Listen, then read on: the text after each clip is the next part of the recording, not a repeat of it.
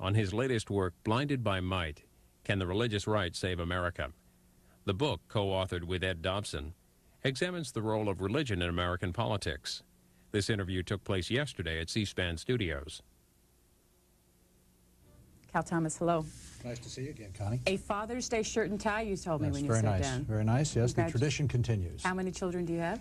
We don't have any anymore, thankfully. They all grew up, but we used to have 4, and now we're working on grandchildren who are a lot more fun. Why did you start your book with this line, "This is not a religious book"? To fool the mainstream bookstores so they wouldn't put it in the back of the store by the toilet and fire escape with Khalil Gibran's The Prophet, Helen Steiner Rice love poems, Zen and the Art of Motorcycle Maintenance, and Ancient Egyptian love potions. Were you really afraid that this would get buried? I get typed a lot because people know me as a Christian. And when I write certain things and talk about moral and spiritual issues in the context even of the political life of our country, they're often dismissed and buried at the back of the store. It's kind of a intellectual apartheid, if you will. So give us the bottom line. What are we going to learn from you today?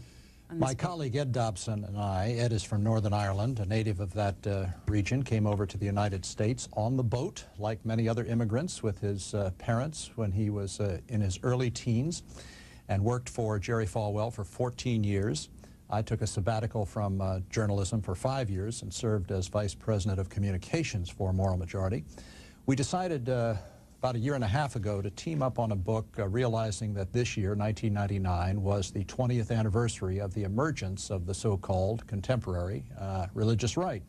And we wanted to go back and take a look not only on the political effectiveness, whether we had achieved the objectives we stated in 1979, but also to take another look at the biblical imperative, if you will. Is this something that people who are representing a kingdom not of this world ought to be so involved in? Now, contrary to what some of our friends are saying, or spinning, as we would say in this town, it's not a book about retreat or surrender. We still think good people, godly people, religious people can and should vote, run for office, serve in many capacities, but they should not be under the illusion that that we're going to have trickle-down morality from Washington. Our primary problems in America are not economic and political. They're moral and spiritual, and that is what the church has been uniquely commissioned to address, the heart and soul. Page 23, we failed because we were unable to redirect a nation from the top down. Real change must come from the bottom up, or better yet, from the inside out. All analogies break down, but let's try this one. Imagine you're coming from another nation with a group of people, and you arrive in America, and you have great zeal that they might accept your culture, your dress code, your food, your language, even your religion. And you get a number of people who are also from that country together in the United States to try to convince others that they should accept this because it has worked so well for you. Then you, out of frustration, because you're not seeing it reflected from the top, you try to change the unique American experience that is European in origin but universal in thought and philosophy in terms of the freedom of the individual and liberty and being made in the image of God and getting our rights not from leaders but endowed and inalienable from our Creator, as Mr. Jefferson wrote. And you become frustrated that more people are not accepting all of these beliefs from your country. So you try to impose it through government. You will not succeed because this is a uniquely American experiment, and if people wanted the value in culture and religion and food, although you could probably get the food at any restaurant, they would probably have already accepted it. The great danger has always been to the church, that it will compromise its primary calling, not to the state, as our liberal friends so often say. Norman Lear, others on the left say, oh, it's going to damage government. No, it's going to damage the church and its fundamental witness. We've seen what has happened on the liberal church side. Most people go to the liberal churches and they hear book reports or sermons about ecology. My great fear, Ed Dobson's and my great fear, is that the conservative churches will move in the same direction. And increasingly, they go to services and hear sermons packed with politics, the denunciation of the President of the United States, the elevation, almost idolizing of former presidents or future candidates. And the temptation is to compromise. Oh, a little Bible verse or two will be thrown in, but many sermons in conservative churches today are more about the culture than they are about the kingdom. To what degree, if any, does the personality of Jerry Falwell contribute to the problems you outline in your book? Jerry is a tremendously articulate man. He probably did more for the movement, not probably, he did more for the movement than any other individual. He blew the stereotype about what it meant to be a fundamentalist. Many people thought, well, if you're a fundamentalist, you're by definition anti-intellectual, uneducated, inarticulate, a bad dresser, and no sense of humor.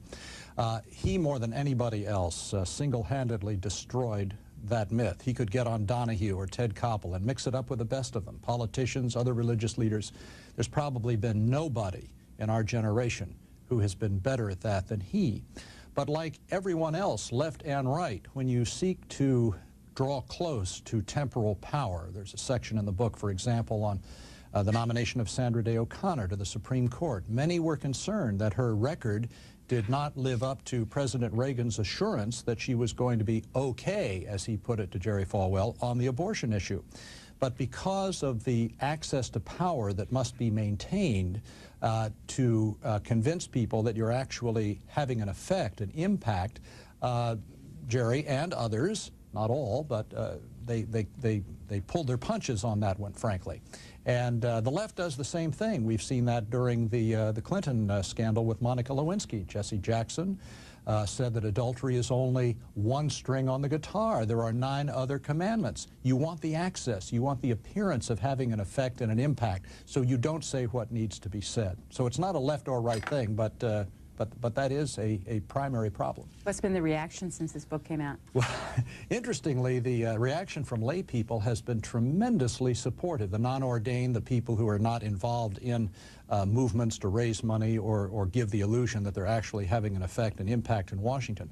But among some of the top leadership, James Dobson's June fundraising letter is all about our book. I guess we should be happy for the publicity. No relation to Ed Dobson? No, no relation to Ed Dobson, no. Okay. But it's a complete misstatement of the intentions of the book. We are said to be calling for retreat, raising the white flag, surrendering, urging people to go back to the catacombs. None of that's true. I knew that would be the attack on the book, so 4 times, including on the jacket, we say that that is not what we are calling for, but we are calling for a realignment and a proper balance. If the people who are part of a kingdom not of this world get this right, they will impact culture by the transformed lives they are used to reach.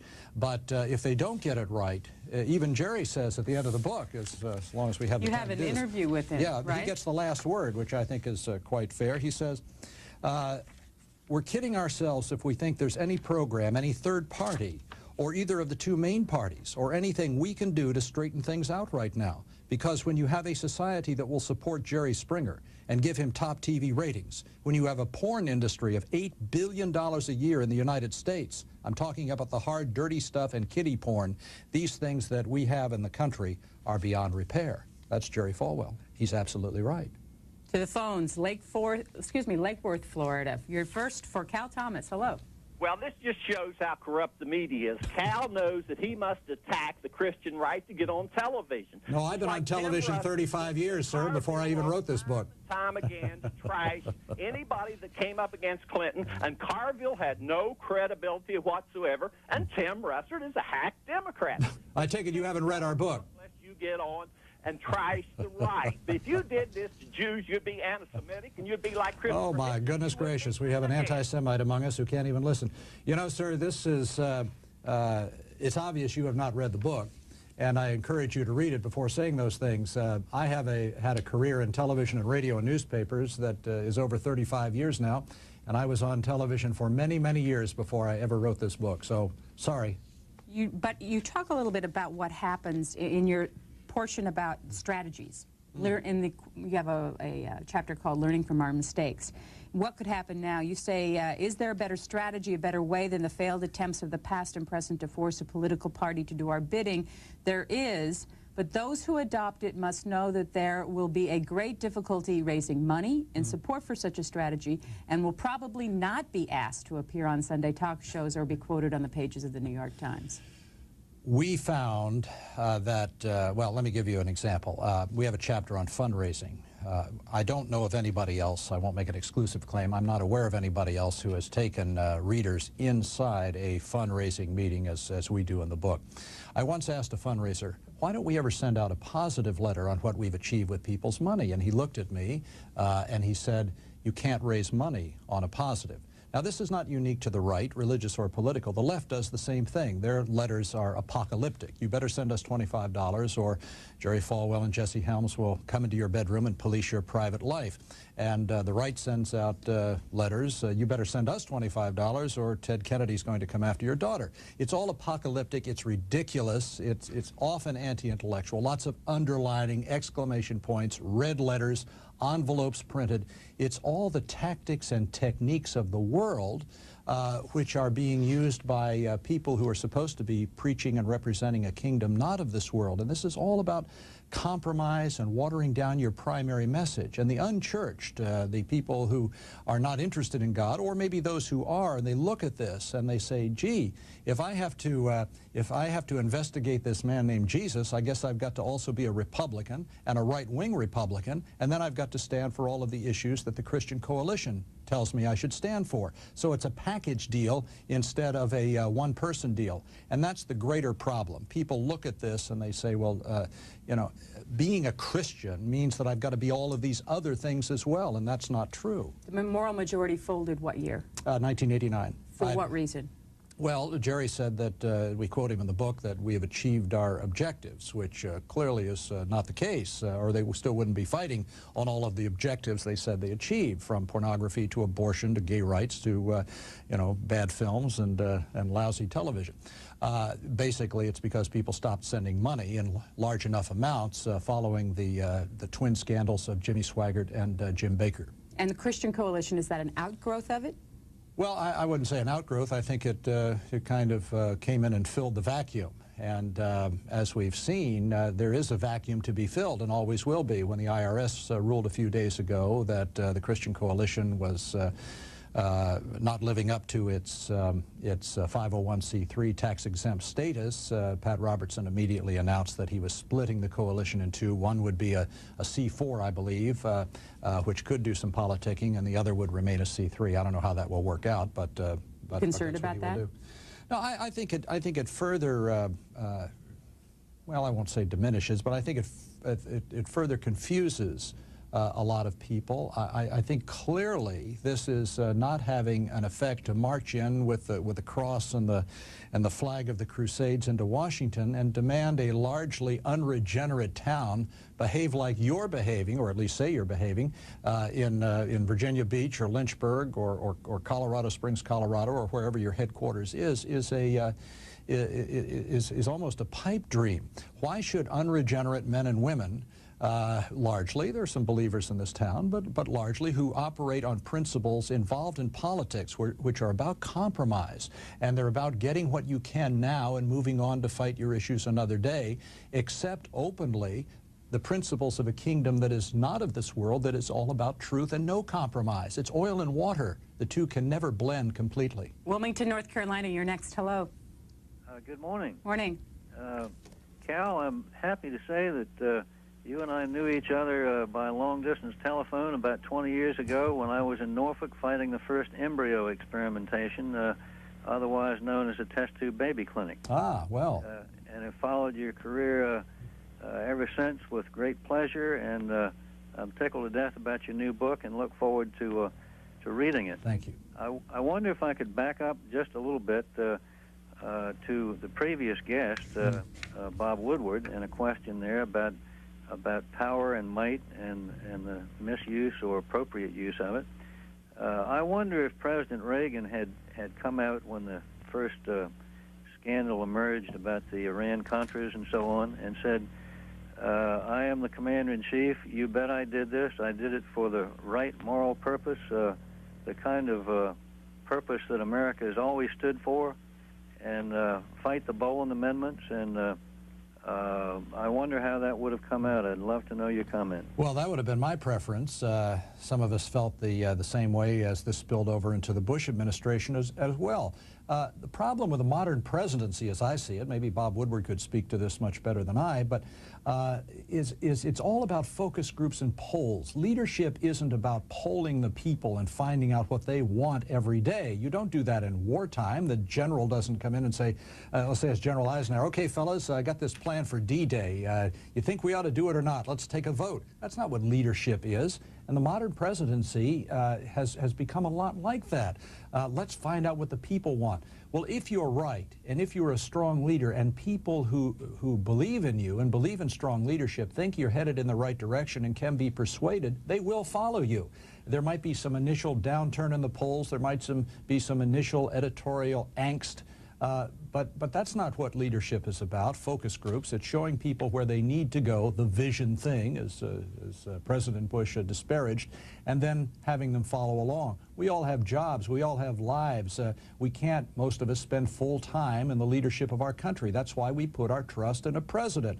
And we're relying on the president to do the right thing and to lead in the right direction. And I hope we'll have some strong leadership in the future, unlike we've had in the past. Bellingham, Washington, you're next. Thanks. I'm so glad to be able to ask you this question, Cal Thomas. I am of Christian background and am especially Quaker most recently, and then I'm Unitarian. My acquaintances who are fundamentalist Christians, I wish to dialogue with and do, and I am distressed by the lack of their lack of concern for killing in the area of war. They're against abortion, but they're not against war, and they're for a strong nation. Why, my belief is that we're going to keep having wars until we develop a world government. And it distresses me so much to hear my fundamentalist friends and acquaintances say, world government is the worst possible thing that can happen. Well, I hate to add to your angst, madam, but I agree with the same, because you're still dealing with fallen humanity. The problem in humanity is not the lack of organization or the right kind of people in power. The problem is an ancient concept called sin. Our nature is fallen. And so James says in the New Testament, you have fighting among you because you want things that you can't have. And the prophets and Jesus himself prophesied there will be wars and rumors of wars until he returns. The fallen nature of humankind is responsible for a lot of horrible things, including warfare, including abortion, including divorce, including abuse of women and children, alcoholism to some extent, and a lot of other things. So it's the nature of man, and that's what's being ignored. And that's why we're saying in this book that the church is unique in addressing these things. It has the message, and it has the authority and source of power that it can point people to, not just to reform the exteriors like in a world government, but to transform the interior and give them a new life. So taking the arguments from your book, is it a mistake for Gary Bauer to be running for president? Well, anybody can, the old line, anybody can grow up to be president, so I guess that presumes that anybody can run to be president. He's an American citizen. He's over 35 years old. He was born here in the United States. He's qualified under the Constitution to run, and I think he's raising some good issues. Now, but at the same time, if you're talking about can he possibly get the nomination, absolutely not. It's like a preacher going into the house of ill repute and saying, you know, all you girls in here, and you too, Mr. Piano Player, ought to be involved in some other kind of activity. Most likely he'd get thrown out. Does his stance, though, intersect too much with religion? Well, I think well, all of life is religious.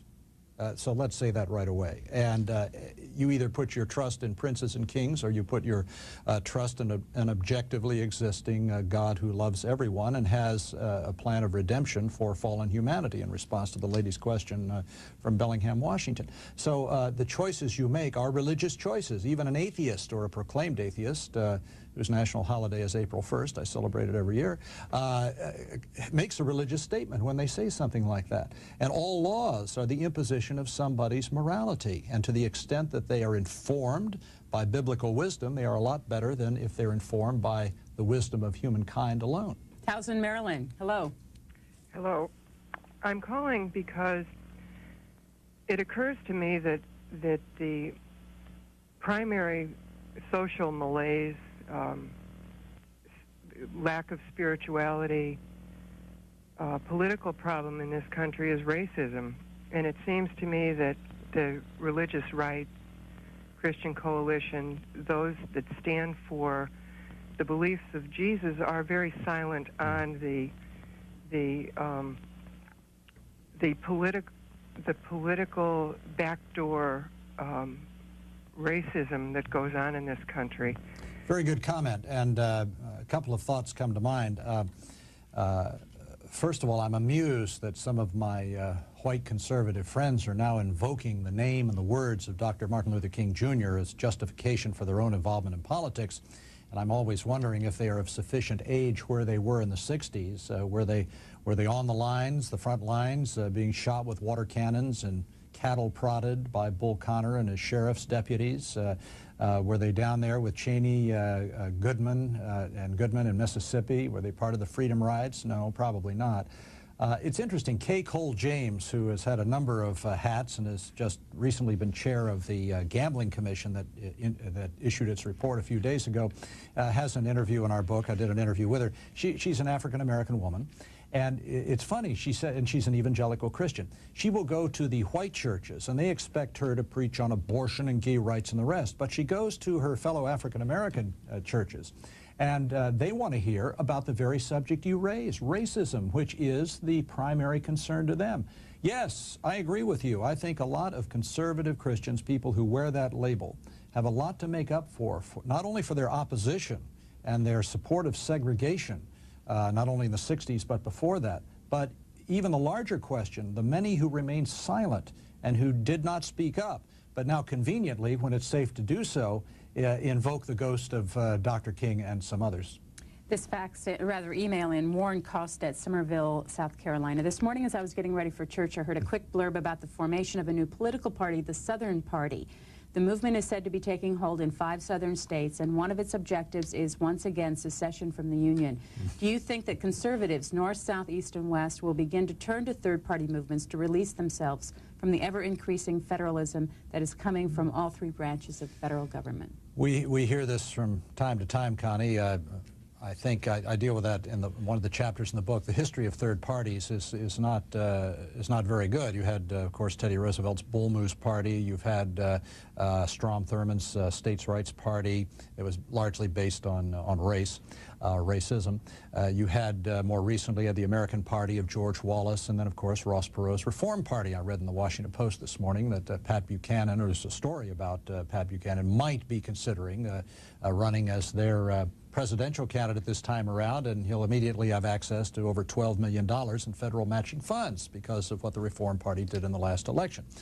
I think that even folks like this, you know, who would rather stand for principle than compromise, they've got to understand that politics is all about compromise. Nobody gets their way all the time, which is really good in a country like this, or we'd all be at each other's throats all of the time.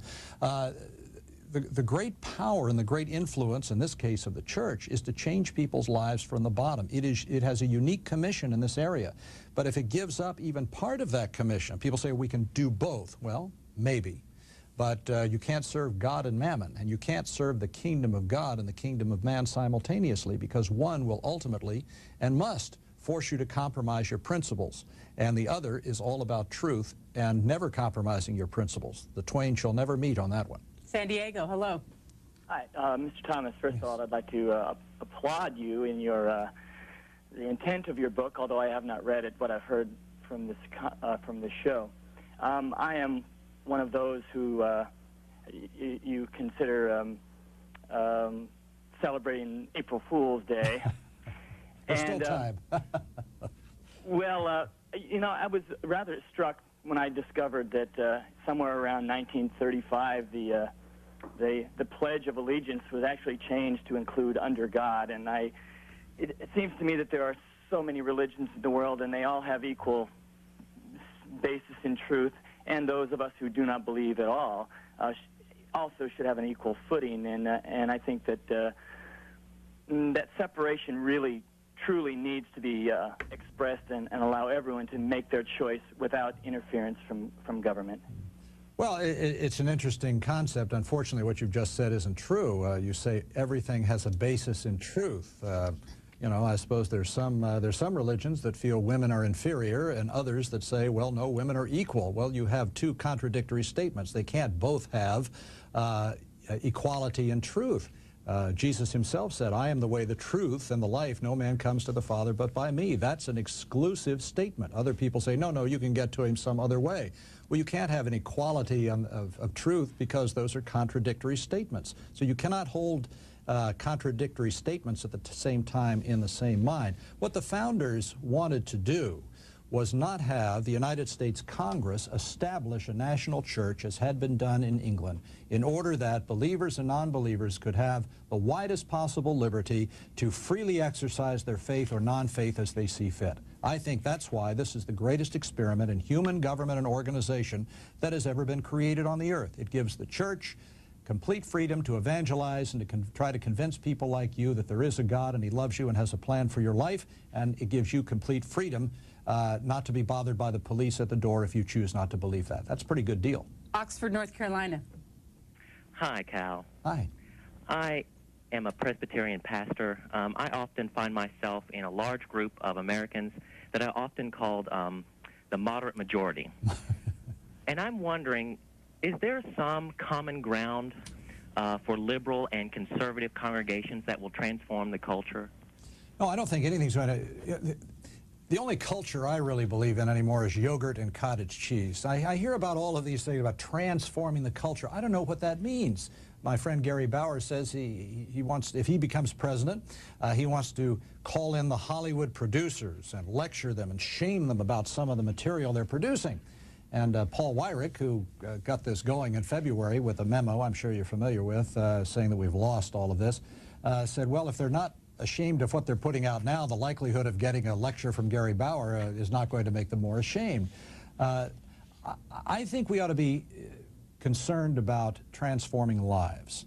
And sufficient numbers of transformed lives then impact, if you will, the culture, the government. But if we try to do it from the other way around, if we focus on the externals and what's at the top, it would be like putting topical solutions, some cortisone on your skin when you're trying to cure appendicitis. It's not going to be very helpful. Page 135. Every Christian parent needs to consider the possibility of sending his or her children to private schools, even if it means financial pain. Mm-hmm.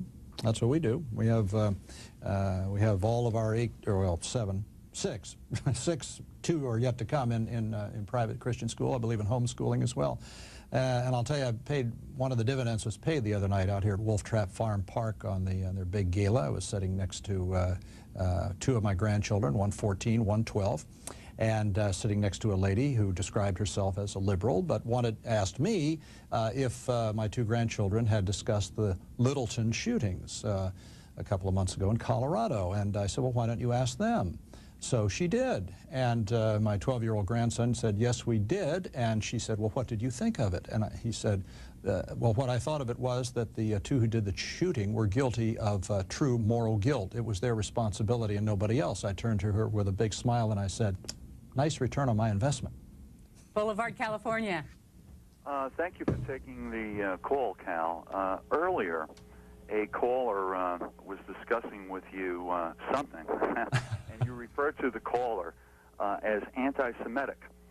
According to Christian doctrine, my parents and myself as Jews are abhorrent, or at least left wanting in the sight of God. I can't even approach God if I don't accept the Son. Isn't that saying very, very clearly that by virtue of being a Christian and having this Christian doctrine that I cannot approach God and God won't listen to me, and I assure you he does, without accepting the Son, isn't that inherently anti-Semitic? I'll be paying very close attention to see if you answer this question or evade the question. Well, no, I guarantee you, I've been asked this many times at synagogues and other places where I've spoken around the country.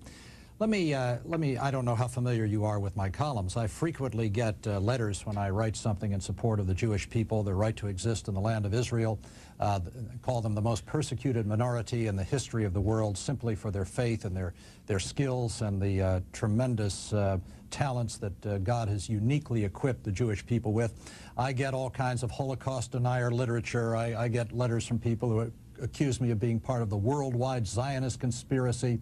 I get other letters and email that say I'm anti-Arab and all of the rest. So I'm happy to bear all of those stripes. I love the Jewish people. I love the fact that we have what we call the Old Testament, the Decalogue, the Ten Commandments, the law of God that shows His holiness and shows our unholiness and need of a Redeemer. Jesus was Jewish. He is not the author of Christianity. That is some kind of modern invention. I don't know exactly what that is, but Jesus was Jewish, so were all of the disciples who became the apostles. They preached and prayed with their fellow Jews, and to say that Jesus is the Jewish Messiah first before he even gets to the Gentiles, the rest of us, is not anti-Semitic at all. I don't make these claims. I remember telling Phil Donahue once, I said, I'm not God, Phil. If I were, you would have been dead.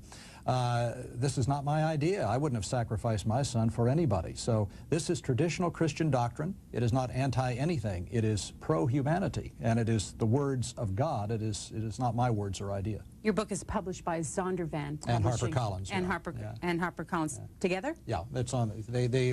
HarperCollins owns Zondervan, so it's a co-thing. So you hopefully get the distribution in the mainstream stores, the Borders, the B. Daltons, the rest, and also the religious bookstores. And Zondervan is what? It's a Christian evangelical publishing house based in Grand Rapids, Michigan. Fairfax, Virginia, you're next.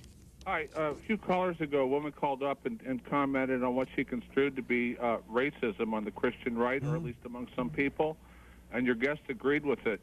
I just wondered if he could ever comment, or would he dare to comment, on some of the racism and hypocrisy in some of the black organizations, which you know the obvious consequence of is being attacked yourself for the same thing. Yes, there is racism, there is hatred, there is anger, there is anti-religious bigotry on all sides, and this goes back to the issue I raised with that caller of the nature of human beings. We are sinners. We're not dysfunctional illiterates who are in need of the right president in office, and we need to be redeemed, not reformed. So just to single out, racism or bigotry against our Jewish friends or whatever is only part of a deeper problem. So yeah, there's anger or hatred, I'm sure, among some African Americans toward white people, given the background and the discrimination against them and the persecution even of them. It is partially understandable, frankly. Page 11. Are your viewers and your readers going to be surprised at this sentence? I voted for Carter in 1976. No, a lot of us did, and I like Jimmy Carter. I think he's a man of great personal integrity. I think what he has done, I'm not the first to say it, many have noticed it, after leaving the White House, his Habitat for Humanity is a wonderful application of what it means to do things for the least of these. I didn't agree with his policies, but I fell for the, well, I didn't fall for it, he was sincere about it. I went to Sunday school class with him. I heard him teach. I got to teach the class once myself, a great privilege, I might add. But I disagree. I came to disagree with his policies, and I made a mistake that a lot of people did. You assume certain things, and we deal with this in the book, God language. You assume certain things if people use God language. And so now we have, in 1999, we have one of Al Gore's top aides saying that she's not going to let, the Democrats are not going to let the Republicans get the, quote, God vote next time. And so you're hearing the sprinkling of political speeches with religious language. There's a chapter in the book called The Use and Abuse of God, where I deal with both sides. It's very equal. I think the statements are almost equal, maybe one more than the other side. Where we go with the liberal people and the conservative people using religious language in the political medium in order to manipulate religious voters from their perspective to vote for their candidacies. I hope we're more sophisticated than that now. One of my favorite stories in the book is that George Bush, President George Bush, came to a religious broadcasters convention in Washington a few years ago, and told them about his favorite Bible verse, John 16:3. Well, for anybody who's read the Bible, what he meant was John 3:16. You see it at football games on signs every now and then. But it was an indication, unless he had dyslexia, which I don't think he does, that somebody had probably told him, hey, throw him a Bible verse and they'll vote for you next time. This is the kind of cynicism you see. So Al Gore, to be fair, in Earth and the Balance, says that when Cain killed Abel in the Old Testament, this was the first recorded incidence of pollution. So it's sort of something like pouring your old motor oil in the backyard. You know, the blood cries out from the ground, the motor oil, you know, fouls the land. It is cynical manipulation of and a religiosity that doesn't always have the depth that goes with it, that should go with it. This email asked, Mr. Thomas, why would it be so dangerous for Governor George Bush to be called a member of the religious right? Why has the media been allowed to stick Christians with such unfair labels, and what can we do about it now? Well, we do a lot of it to ourselves sometimes, from various conspiracies to Teletubbies to all kinds of other things. We make ourselves an easy target, quite frankly. If we were out loving our enemies, praying for those who persecute us, visiting those in prison, clothing the naked, feeding the hungry, and all of the rest of the list that we're commanded to do, our faith would be so attractive that they would be coming to us. We wouldn't have to go to them. But at the same time, just like I said earlier in the fundraising, people need an enemy in order to raise funds. You have to have an enemy in politics as well. So already Roy Romer, the chairman of the Democratic National Committee, and Al Gore, and I'm sure Tony Coelho, Gore's campaign chairman, will soon be doing it, will be trying to paint Governor George W. Bush as an extremist, as a tool of the so-called religious right outside the mainstream. This is typical Democrat fare.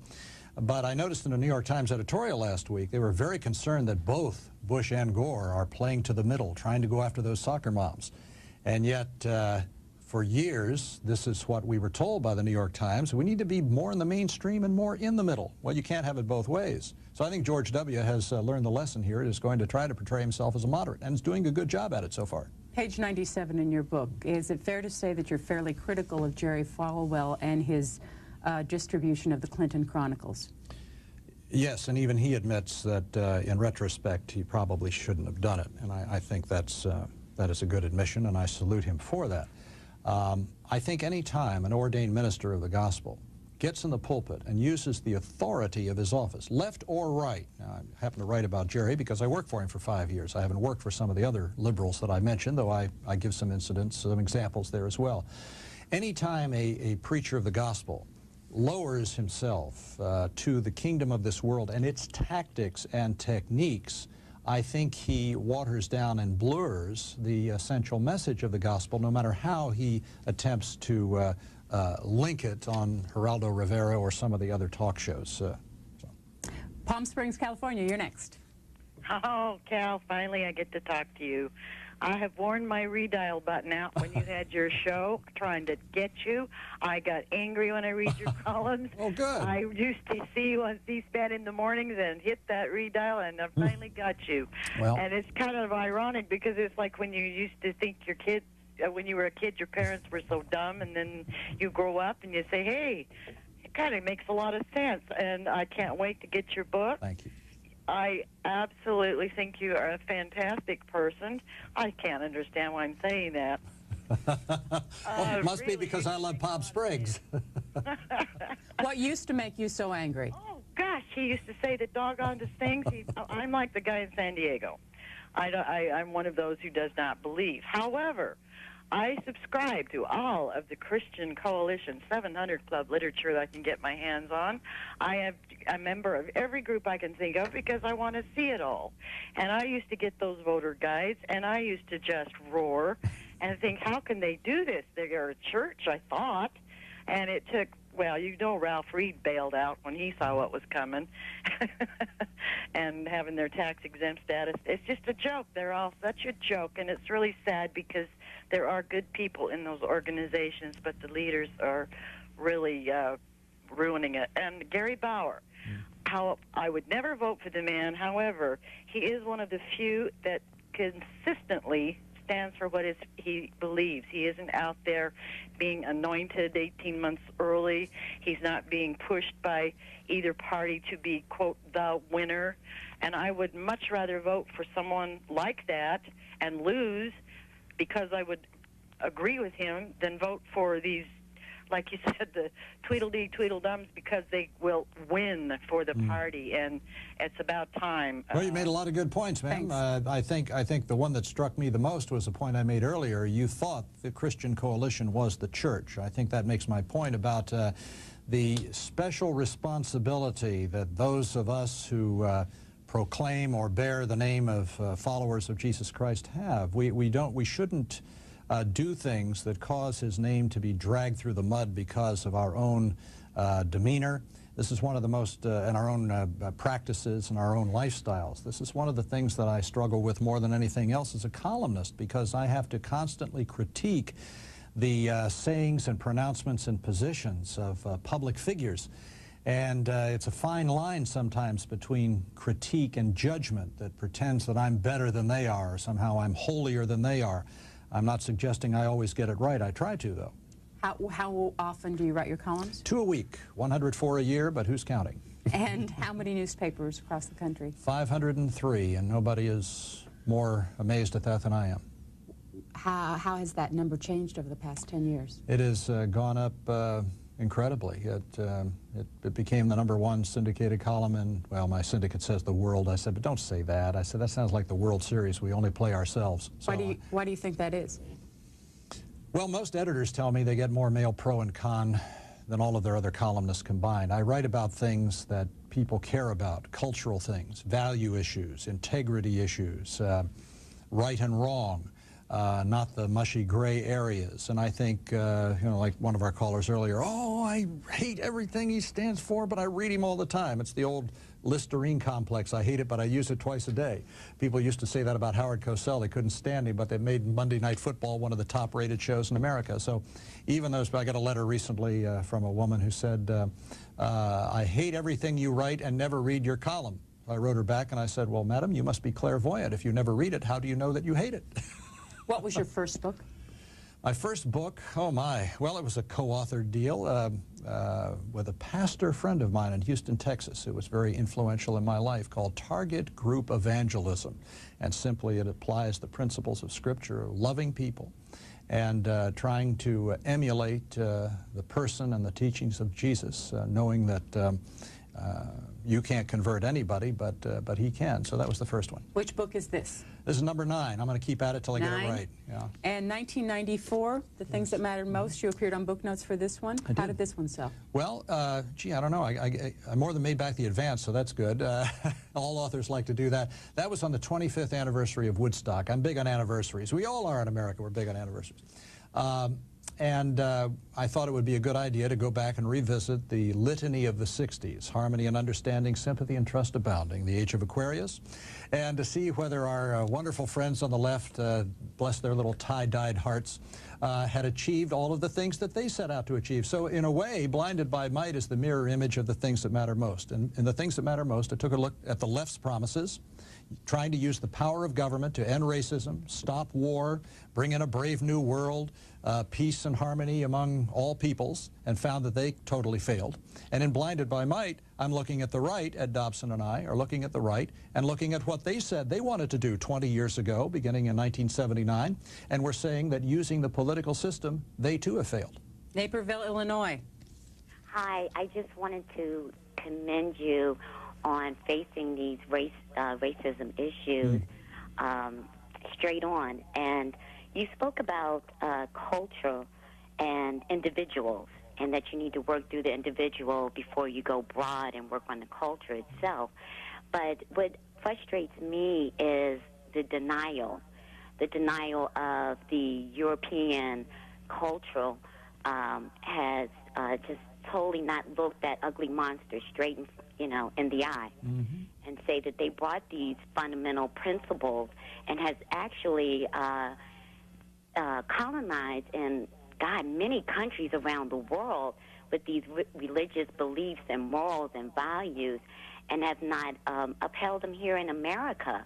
And what frustrates me is that the European culture has not been. They have not said the truth. They have not atoned. I think there's a moment of atonement that the European culture needs. African Americans have tried it. They're doing it. They're speaking about those issues. They're speaking about slavery, where they went wrong, where they weren't able to get that power or to have control over their lives. How did we become part of a system, an institution of slavery? And I think it's sad that we do hide behind religion, but religion is beautiful.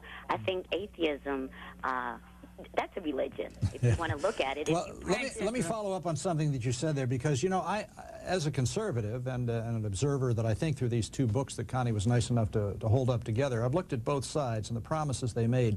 I would say that there's a kind of atonement that needs to be made by our liberal friends who have basically told, if not in word, then certainly in deed, that African Americans are somehow substandard and are unable to make it on their own without the beneficence of overreaching, higher taxing, and greater social welfare government.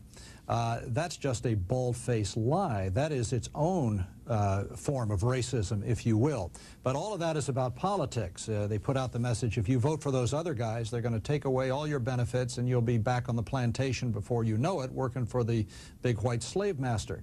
It's not expressed that way, but that's the underlying feeling. So I think the atonement of the last 40 or 50 years, certainly the civil rights era, was a very important movement in our country. But beyond that now, the economic empowerment, the idea that African Americans can make it on their own.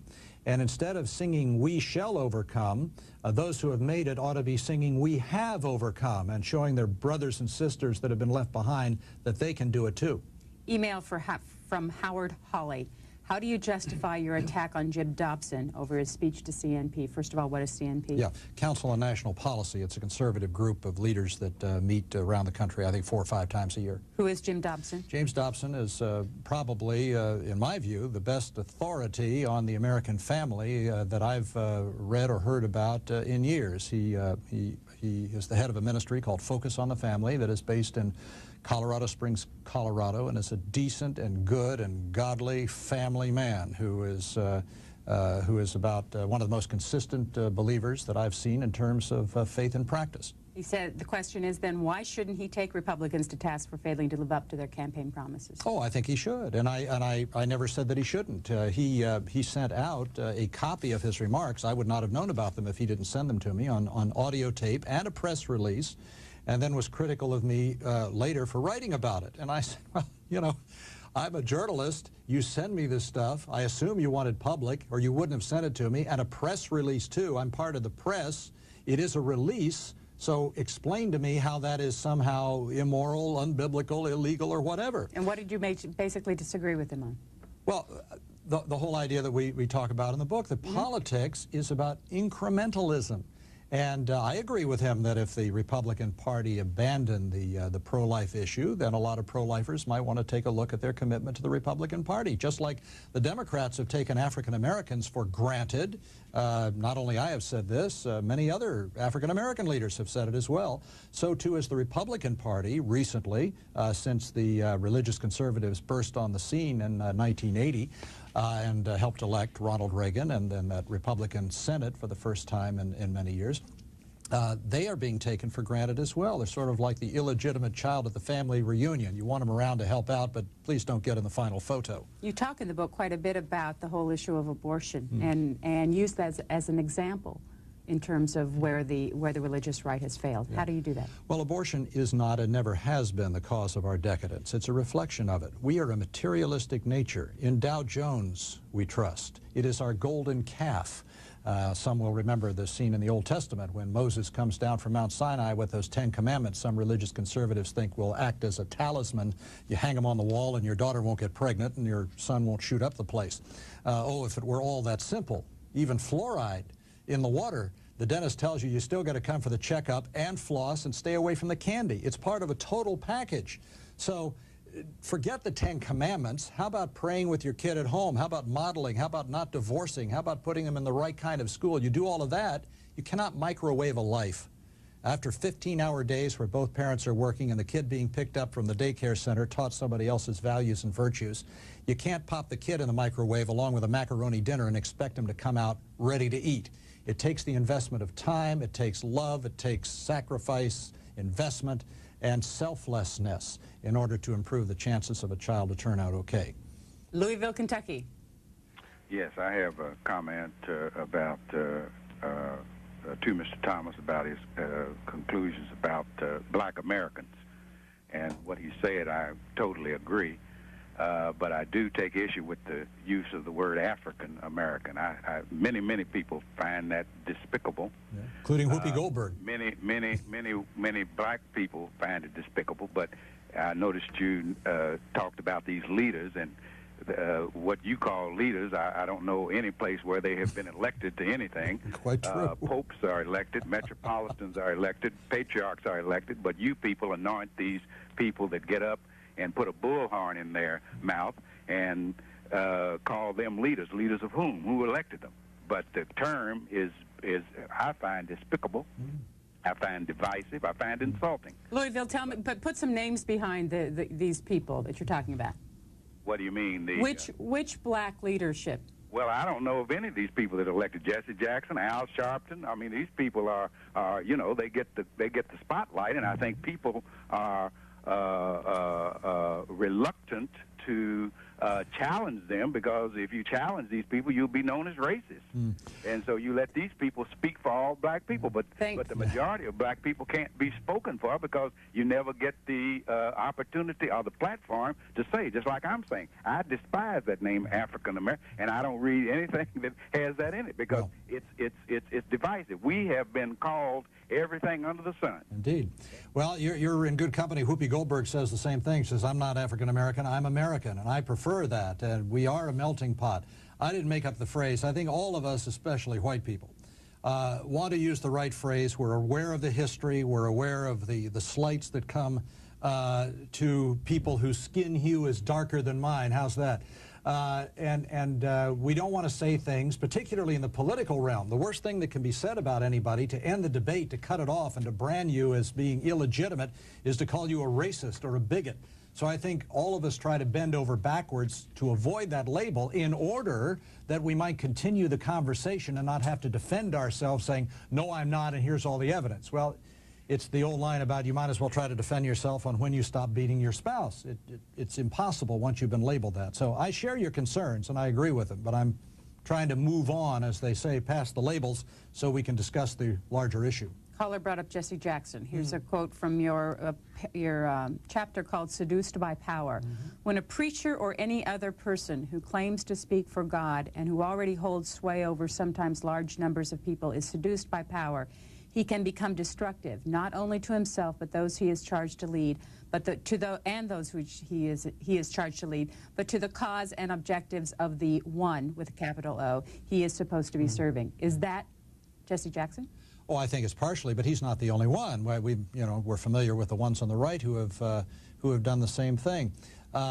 I remember Tony Campolo was a professor at Eastern College in St. David's, Pennsylvania, and one of the current spiritual advisors to the president, along with Gordon MacDonald and J. Philip Wogeman, who is the president's pastor over at the Methodist Church on 16th Street here in Washington.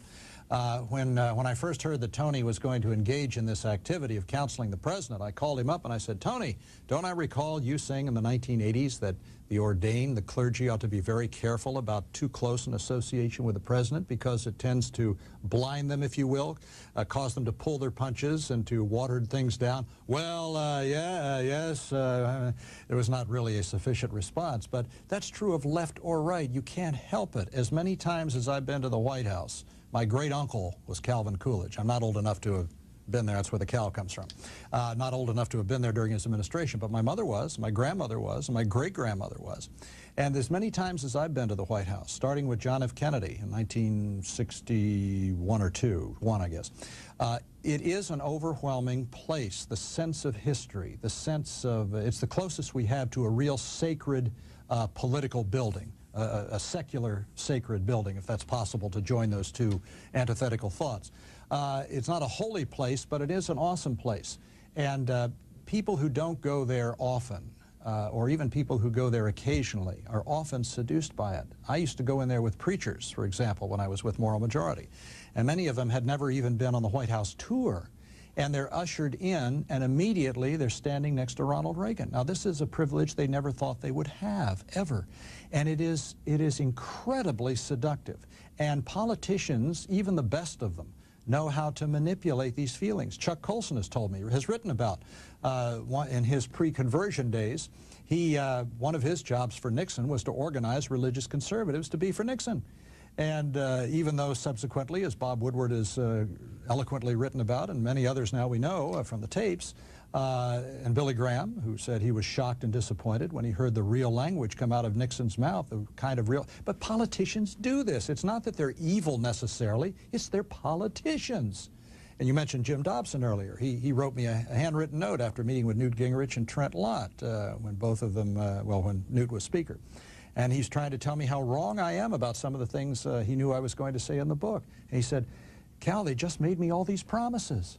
And I wrote him back and I said, Jim, they're politicians. That's what they do. You just had your pocket picked. San Jose, California. Hi. Hi. Thank you for taking my call. Sure. I was watching Alan Dershowitz a while back on anti-Semitism, and he stated that it was dead. Anti-Semitism was dead in this country, and I watched him either on Geraldo or wherever. But I was watching a symposium a few years ago on on C-SPAN by a group of Jewish scholars.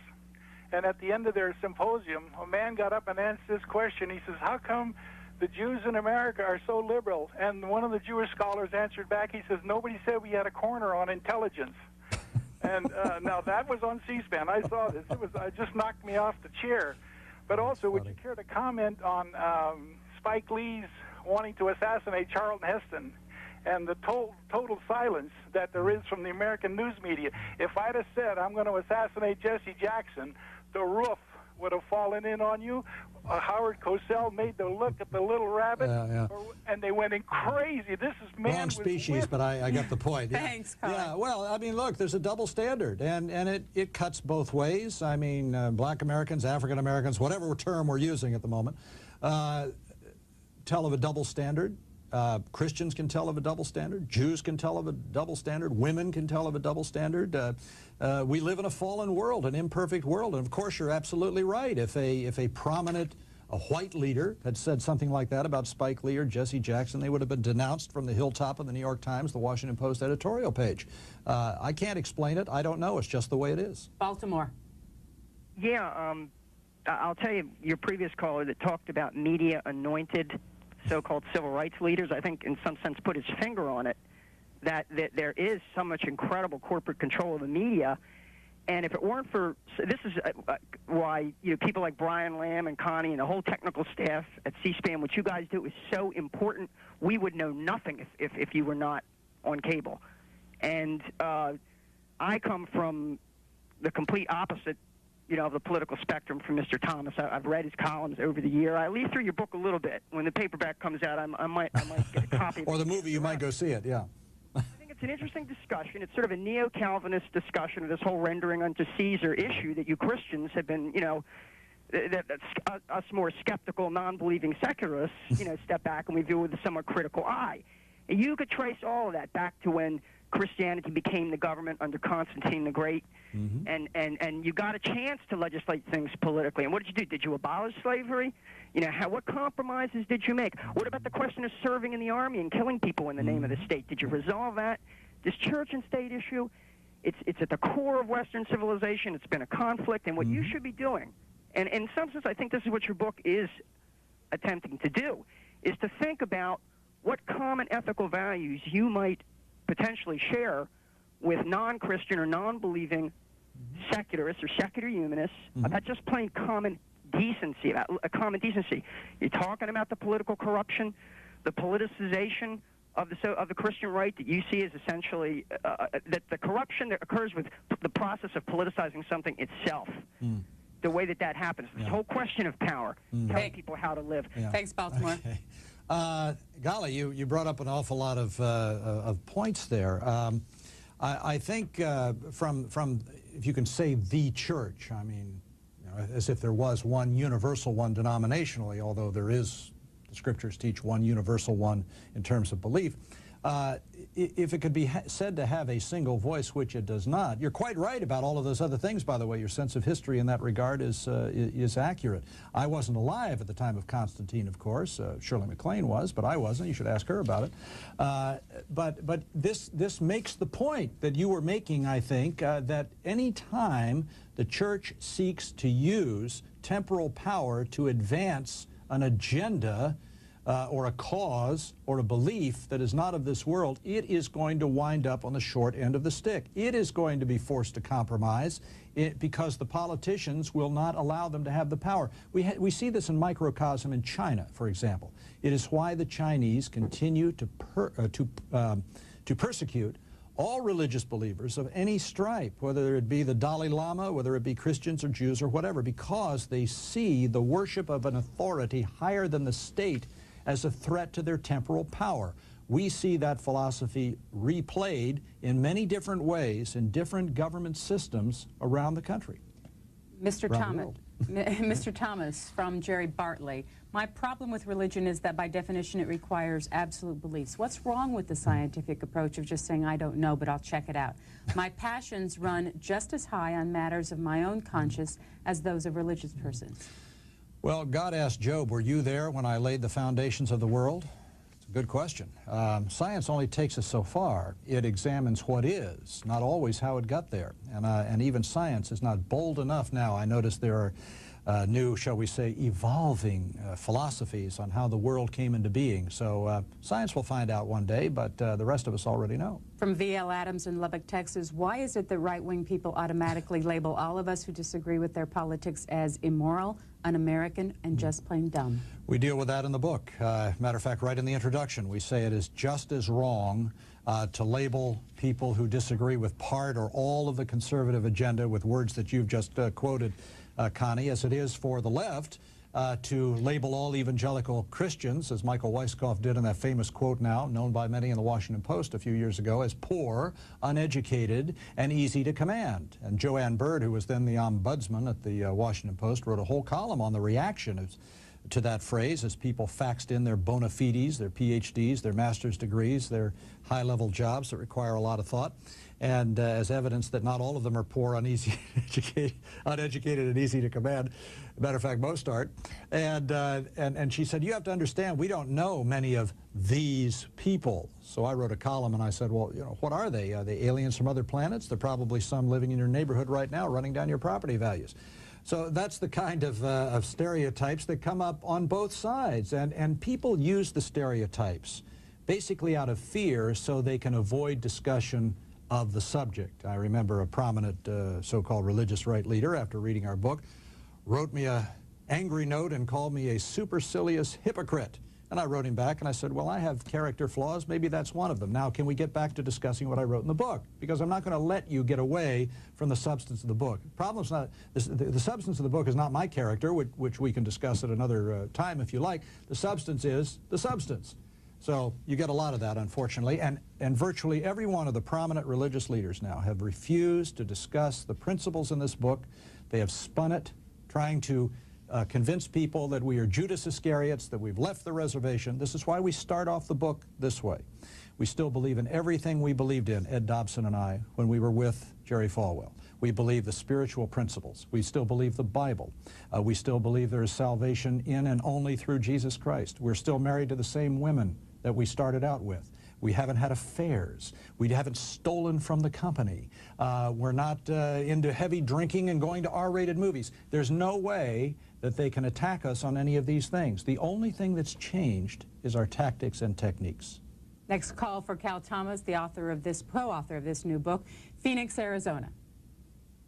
Yeah. Go ahead, Phoenix. Thank you. I was going to say, why do you subscribe to this political situation with which Clinton, I believe, started as the phrase African American? These people were born here, they're black Americans. And when we talk to blacks, we don't use black, we refer to them as African Americans, whereas when people talk to me might say, you're not white, you're German American, you're Irish American. Why do you... I'm a Welsh American. Thomas is a Welsh name. You know, Clarence Thomas and I are very close relatives. I don't know. I mean, we always have to identify people with groups. E pluribus unum was supposed to mean out of many one. And I'd love to see the day when we're just Americans and we celebrate the diversity of color and belief and all of these other things. We haven't ever done that perfectly in the past, but I think we did it better then, despite the racism and some of the other problems we had in America, and still have to some extent, than we're doing it now. And the reason for that, I think, to answer my own question, is politics. We are into a balkanized mentality, and we talk about going over to Kosovo and trying to, you know, now we're dividing up Kosovo. It was already divided up, the whole region, in terms of belief and politics and race and all of these other things. And now we're going to divide it up even further. That, I fear, is what we're continuing to do in America. We're pitting group against group. I don't think it was the president that coined African American. The first person I heard it from was Jesse Jackson. There may have been somebody else. He may have heard it from somebody. And not, you know, when you call people of African American descent or West Indies descent black, that's inexact too, because many are brown and many have skin colors of various hues. And of course, in the South, for a considerable period of time, the rule was if you had one drop of what they called Negro blood, that qualified you as being a Negro, whether you looked like one, in quotes, or not. So, Houston. Yes. Go ahead. Thank you. I wanted to comment on putting children in the microwave for 50 seconds. And do not try that at home. Right. You're right. I'm a firm believer, and my mother taught me that, and the way I was raised, that time my child was born, we went to Sunday school and church every Sunday. Now, that didn't mean that he wasn't going to get in trouble when he reached 15 or 16, became a teenager, but I thought this would help him to know right from wrong. Mm-hmm. When he started to do something wrong, this would come in his head. This is wrong. Well, there is no right and wrong anymore. That's the problem. Thanks to various lawsuits and the fear of some institutions of saying that one form of behavior or belief is to be preferred over another, we have moral anarchy in our country now. And what people are being taught is not that something they do might be wrong, but that they presume that truth exists. And so the greatest moral evil now, we're told by some groups in this country, is not doing bad things, because bad has ceased to have a bad connotation, since its antithesis is good, and we're told we can't say about those things anymore, but to claim that you have a, quote, corner on truth, and that you have found out something to be true. This is foreign to me. It's not how certainly I was brought up, or a lot of other people were brought up. There are true things. You should be civil. You should help old people across the street. You ought to share things that you have with people who don't have them. Your time, maybe a banana, maybe a house payment if somebody can't make them. It took a community in the past. The community began with a family, and then it moved out into extended relatives. It didn't take the government. But because so many of us are so busy now, worshiping in that golden calf of our IRAs, KIOs, and 401ks, and all the other letters, we don't have time for the things that matter most, to quote a former best-selling book. It's sad. How did you and Reverend Dobson organize this book? Through conversation first. We were writing each other and phoning each other. We're close friends. I've fallen in love with Northern Ireland, mostly because he used to talk about it a lot. My wife and I go there almost every year. We just adore the people, and Catholics and Protestants that we have met there, and just the scenery is absolutely unbelievable. And then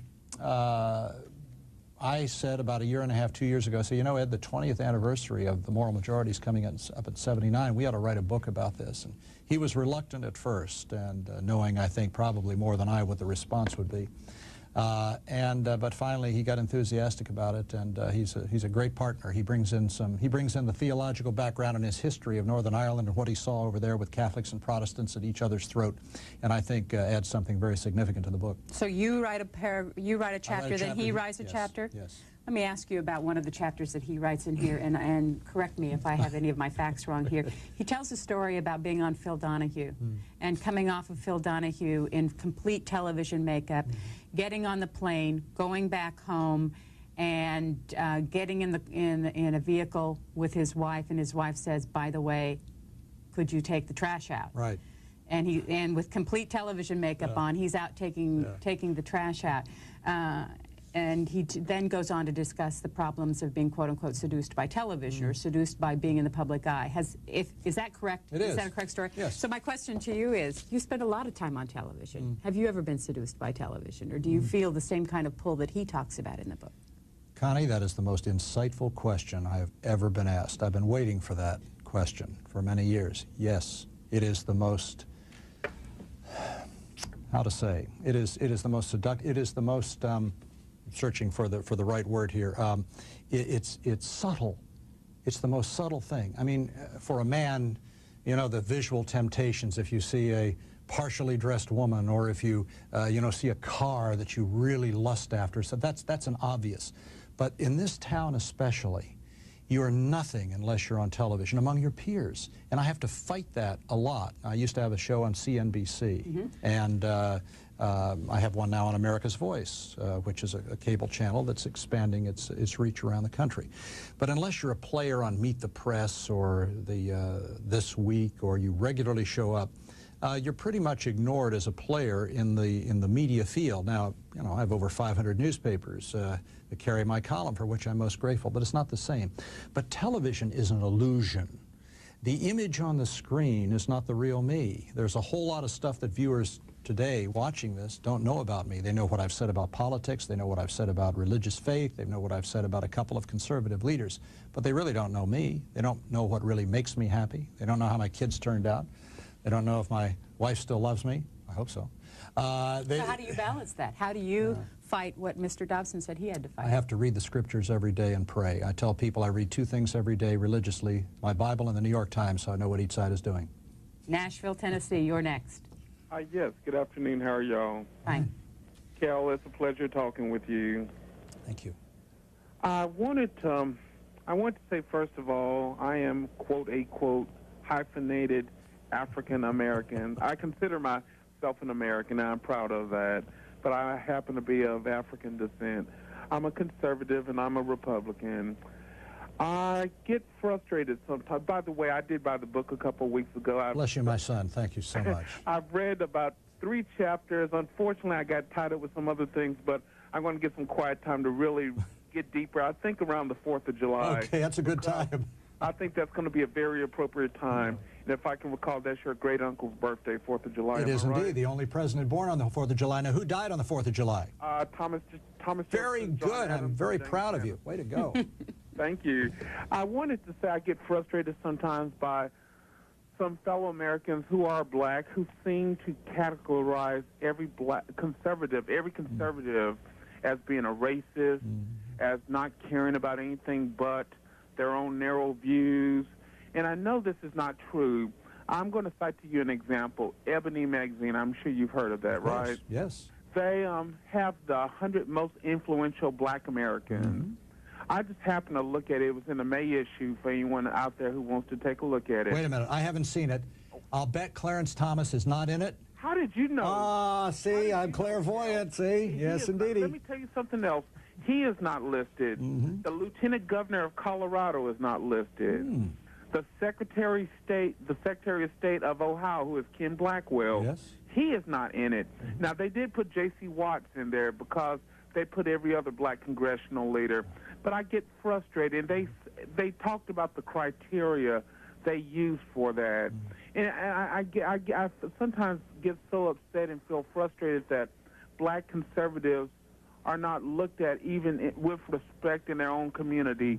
Black gays get more respect than black conservatives.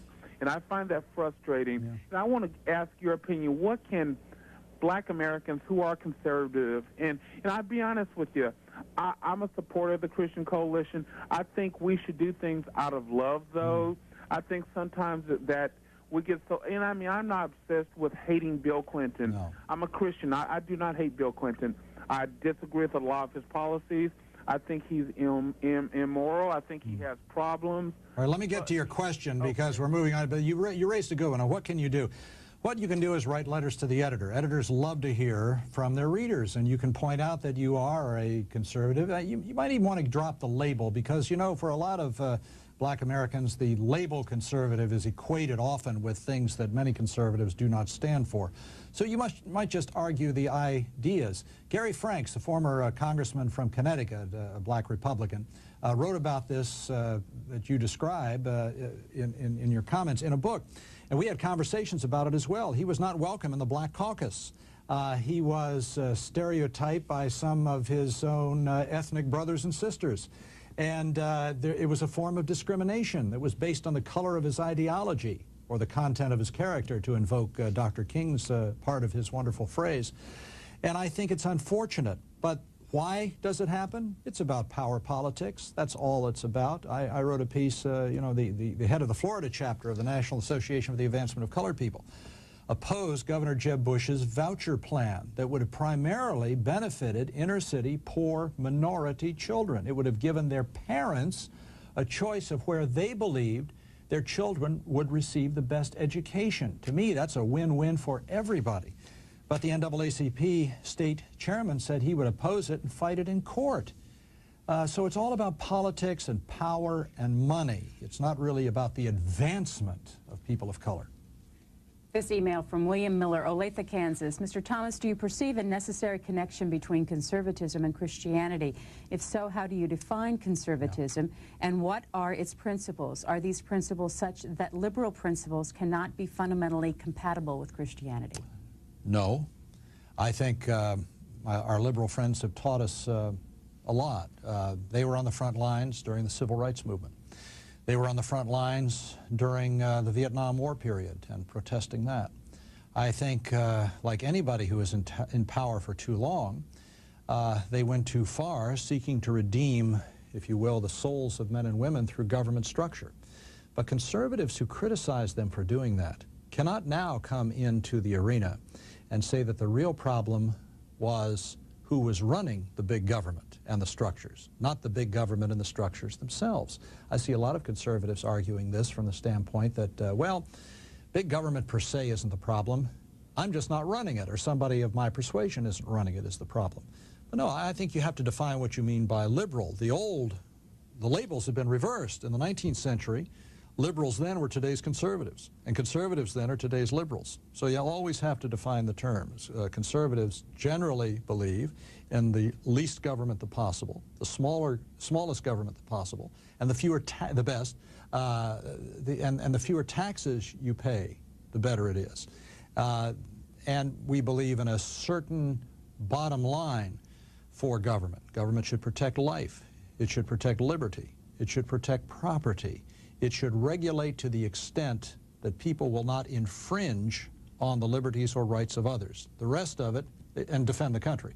The rest of it, they should stay out of the way and let us keep more of our money to distribute it. That's one of my primary objections to Vice President Gore's idea of the government deciding what faith-based, as he says, institutions ought to get government tax money. Cut our taxes and let us decide. We don't need government deciding who is worthy of getting government largesse. Another email. Since you are concerned about politically active Christians turning away the unchurched with their politics, are you at all concerned that some on the left have apparently taken great comfort from your book and use it in their arguments against Christian organizations?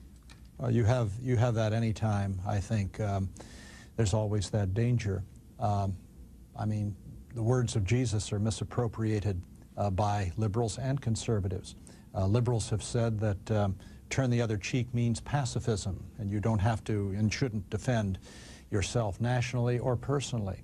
They have confused his Sermon on the Mount that deals with the poor as meaning government should do it, not you personally. And it works for the other side as well. I can't help what other people say about me or how they quote things out of context. All I can do is repeat, as we do 4 times in the book. It's not about retreat. It's not about disengagement. It's about reorganization. Santa Clara, go ahead. Yeah, my name is Sean O'Malley, and I'm an Irish Catholic. And I was wondering if you've ever read the book American Catholics. No, but I have read Angela's Ashes, which I highly recommend. Boy, is that a good book. What's the American Catholics about?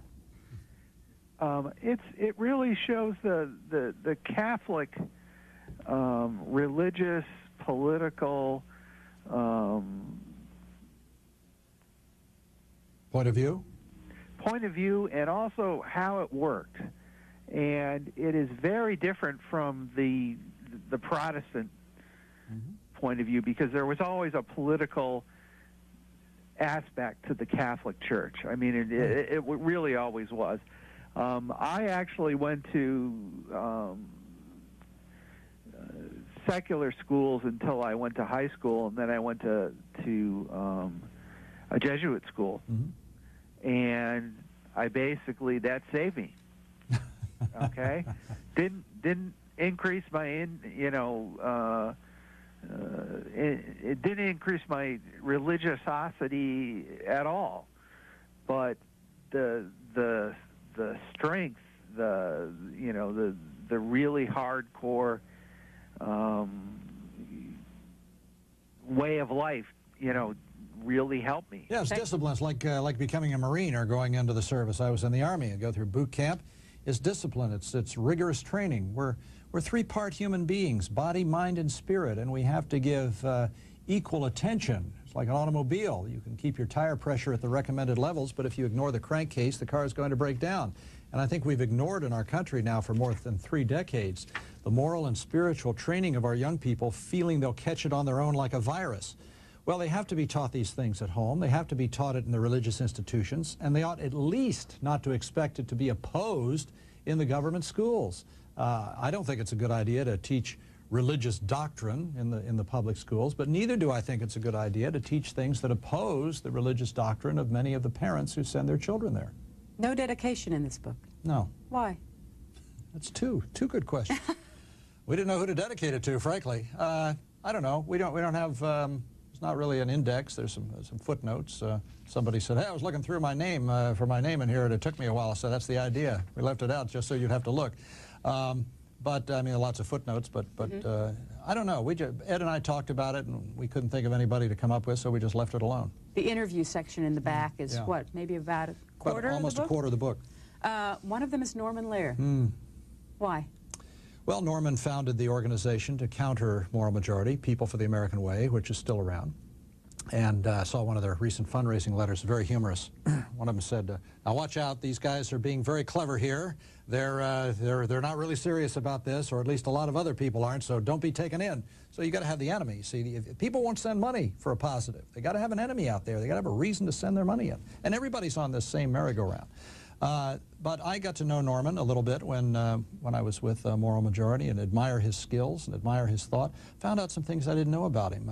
He got his initial view of Christianity, if you will, from listening to some of the hyperbolic radio preachers in the late 30s, denounce Jews, denounce blacks, denounce Catholics. And this was his early view of what it meant, at least for some, to be a Christian. And that formulated a lot of his early thought. You know, we're so busy trashing people anymore, we never take the time to get to know them. We never find out what life experiences they've had that have brought them to their current position. Tell a little story here. No, I won't tell that story. But some of my best friends are liberals. I know that sounds like, but they really are. I like people. And while I'm very strong in my columns and other things, I never allow a political position to get in the way of a good relationship. I mean, how else can you convince people that you're right if you're going to condemn them for their political worldview? Richmond, your last call. Go ahead. Hi, Cal. Thanks for taking my call. I was raised a Southern Baptist in the Southern Baptist tradition. I'm a Christian, and I also happen to be a homosexual. And I'm curious, homosexuality is so infrequently referred to in the Bible. How is it that it's become such a lightning rod for the religious right? Well, it's a good question, and you know, I'm a sinner too, and I think a lot of people single out particular categories of sin because fear drives a lot of this, and the communists are not coming to take over anymore, so we have to have other people coming to take over. And they find that this brings in a lot of money. We used to have themes of the month in the fundraising. One month there had been a lot in the press about gun control, so that was the letter that went out. Another month there would have been some advance perceived in the gay rights movement, so we'd attack gays that month. And another month it would be prayer in school or whatever. And these things were focus grouped and tested and I forget what we called them. Test marketed. That was it. You test market some mail to see if it brought in things. So I would say that both sides do this, by the way. Again, it's not just unique to the so-called religious right. We can talk about sexual immorality later, but clearly the Bible teaches in both the Old and New Testaments that God expects sexual expression. We're not talking orientation here. I have a lot of orientations that I don't express.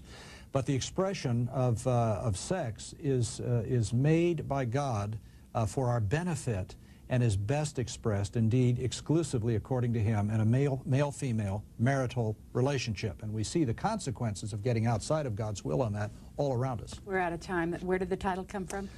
It comes out of an Old Testament verse, not by might, not by power, but by my Spirit, says the Lord of hosts. Cal Thomas and Ed Dobson have this new book out. It's published by Zondervan and Harper & Collins. It's in your bookstores now, Blinded by Might. Thank you very much for joining us Nice today. to be with you, Appreciate you Connie. coming in. Thank you.